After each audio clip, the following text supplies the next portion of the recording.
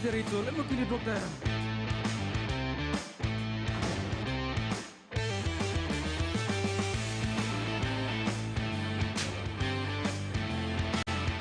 Just useless crap.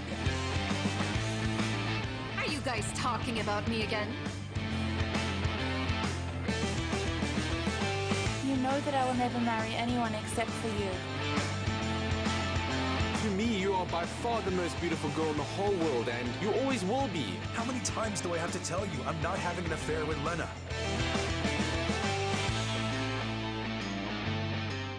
I am 7 years old. No, soon we're going to be 8. The Busbys are back. Everybody's growing up. Quints are getting older. Who my team? Oh my goodness. Blake's getting older. Tell mommy to relax. Relax. Still chaotic. But how often do things go perfectly? Not often. Outdaughtered. Thursdays 8:30 on TLC.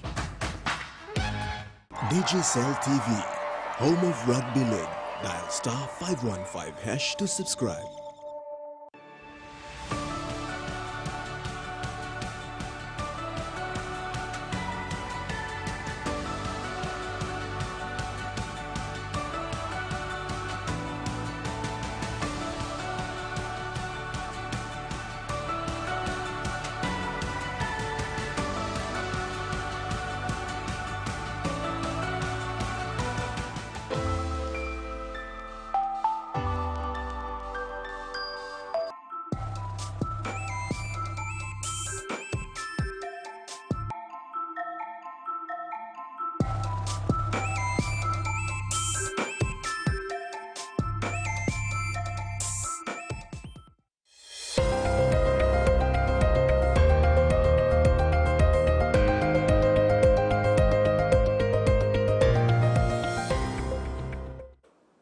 Hello, I'm Jasmine Jack with Friday's news update. The late member for Osino Bundi and Minister for Education, Jimmy Uguro, will be laid to rest today in his village bill. Thursday was a sad day for the district's people as they gathered in numbers in Opotio Romoru Hall in Walium Station to pay their last respects. Prime Minister James Marape and his wife joined the late MP's immediate family in accompanying the casket from Port Moresby all the way to the remote district in Madang. Prime Minister Marape sympathized with the MP's people, saying Uguro's death was a great loss to the nation as well. A funeral was held at the Osino Bundi District Administration before his casket was finally handed over to his immediate family. Officially handed over the casket to the family, the late Uguro will be taken to his village in Bill to overnight and will be laid to rest tomorrow. Minister for International Trade and Investment Richard Maru says Papua New Guinea's first ever special economic zone policy is almost complete. He says the policy will be ready to present the cabinet mid this year. The SEZ policy final draft will be discussed in a workshop that will take place on the 1st of April in Kokopo, East New Britain Province. This year, 150 million kina has been approved for state equity. This will fund the SEZ projects. Furthermore, Minister Maru updated that the SEZ policy is in its final stages of completion. The final draft will be presented to stakeholders in Kokopo on the 1st of April. SEZ Authority will be in attendance to conduct awareness on licensing requirements for interested districts and provinces. So we are working to deliver the Foundation SEZ policy and master plan for Papua New Guinea by June this year. So I wanted to update you that the work is going on. You must understand, we've had SEZ here for over 20 years and we've had no policy that guides the legal process to draft legislation. We've had nothing. We've learned from our mistakes of the past and we are now trying to get it right. Police Commissioner David Manning has thanked the tribal chiefs of Enga for successfully concluding the ceasefire negotiation on Wednesday, February the 13th, 2024 in Port Moresby. Manning extended thanks to the Enga provincial government, the judicial leadership and police assigned to the province for their efforts. He said the ceasefire agreement was the first of its kind to deal with the level of unprecedented violence that occurred in Enga recently. Manning said the peace agreement is not the end of the road. It is an important milestone from which all parties should move forward. He added that there is a lot of work to do and it is vital that police and the provincial government continue to play their roles in monitoring and supporting the peace. In regional news, former Prime Minister of Fiji, Frank Bainimarama, is facing possible jail time after being found guilty of perverting the course of justice.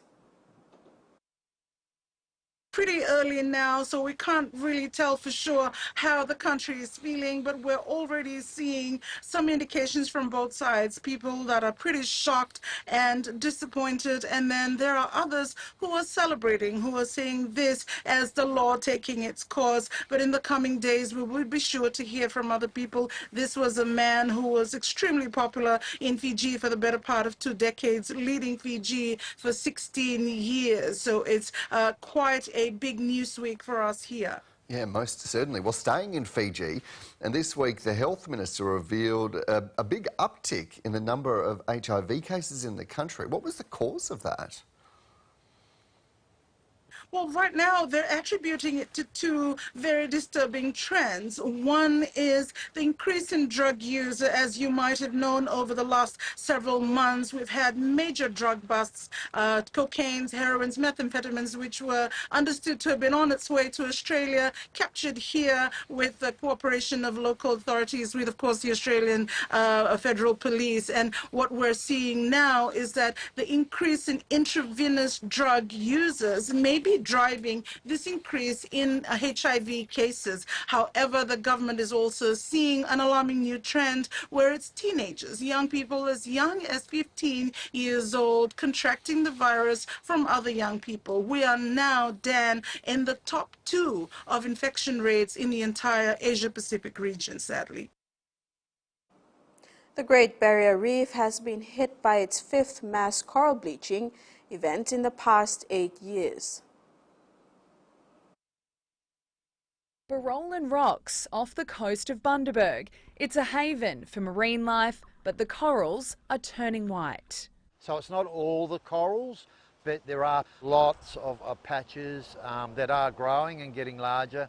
Further south at Harvey Bay's Point Vernon, it's worse. I've seen dramatic changes to our beautiful reefs here in Harvey Bay. Unfortunately, our reefs are becoming really stressed because of the warmer waters. Bleaching happens during marine heat waves when coral becomes stressed and expels their zooxanthellae, an algae that gives them nutrients and colour. Bleached coral doesn't mean that the coral is actually dead. It means that it's actually starving to death. Scientists say thermal stress is also affecting corals in Moreton Bay and potentially as far south as Lord Howe Island. The longer that the thermal stress occurred and the longer that the algae are expelled from the tissue of the coral, the less chance the coral has of recovering. The Great Barrier Reef Marine Park Authority is currently assessing the damage from the 5th bleaching event declared in the past 8 years. There are calls for more monitoring of reefs that live outside of the marine park to help understand the impact of bleaching beyond the Great Barrier. For now, most of the data being collected is done by volunteers. They say their work is just a drop in the ocean in the fight to protect sea life. In sports, the Santos PNG Orchids are winding up their preparation for participation in the 2024 Australia Women's Rugby League Championships, hosted by the NRL next week. They will be joined on the Gold Coast by the Fiji Bulikula as they show their talents to the NRLW scouts who are keen to see the impressive level of Women's Rugby League in the Pacific. PNG Orchid star Belinda Guasamun is expected to lead the girls, which will expose some up and coming talents for the first time at an international level. The PNG Orchids team presence at the recent launch of the Pacific Ausports program on the 8th of March 2024 made the occasion more significant as it coincided with the International Women's Day. Current Orchid star Belinda Wasamun was given the honour to share a few esteemed moments of her rugby league journey so far and the influence it has on the community and especially inspiring young girls to play rugby league. Belinda also acknowledged the Pacific Sports Partnership that has provided her and other elite players the opportunity to play in Australia and the World Cup. Through this partnership, I have been privileged and being able to travel down to Australia to play and also play at the World Cup. And they have been so dedicated and consistently supporting me through my monitoring program. Belinda's career highlight so far was co-captaining the national women's team to last year's Pacific Championships in Port Moresby and being awarded player of the tournament. I am so excited to see more women's rugby league players to have this opportunity and to play rugby in this country and to have this opportunity through our own domestic national competition. To be in an orchid, it comes with an honor, but it's not always easy. It also comes with a responsibility to being able to positively influence other women in this country, not only in our sport, but in our communities. She said the honour of being able to wear the Santos PNG Orchids badge comes with a lot of responsibility. It includes positively influencing other young women in sport and as good people in the community. Me being one of the co-captains for the Pacific Championship, and we got a win at the home soil. So this is one of my proudest moments, to lead the girls in front of our home crowds playing on the home soil. So and being also being the player of the match. So yeah, in front of all the Papua New Guinean supporters. The Pacific Sports Partnership will give women's rugby league in PNG a real boost with the establishment of a national women's competition and support for a women's talent identification program. Terry Longwood, TV1 Sports. The Broncos have sealed their first win of the season after Reece Walsh double helped steer them to a 28-18 victory at Suncorp Stadium. It was a clunky and somewhat heated start to the clash, with both sides coming up with some head-scratcher moments. But it was the Rabbitohs who really struggled to find their groove in the first half, which opened the door for the Broncos to shoot out a 12-0 lead. Here are the match highlights. Reynolds kicks. The kick was a beauty. Walsh was in the tackle. Ilias Havili throws a dummy. It'll be hard to stop. Reaches out and scores. Walsh, lovely ball. Cobbo, the tip on. Arthurs. Oh, they slipped over. Lovely pass. Cobbo. Arthurs kicks back infield. And Walsh is there, gets the bounce. Let's play. Kick over the top, kick a chase. Oh, there's a couple of dints in the Broncos, like this here from Latrell Mitchell. Mitchell gets into the backfield. Mitchell striding in time. That's been the Midday News. Join us at 6 for more of the day's stories.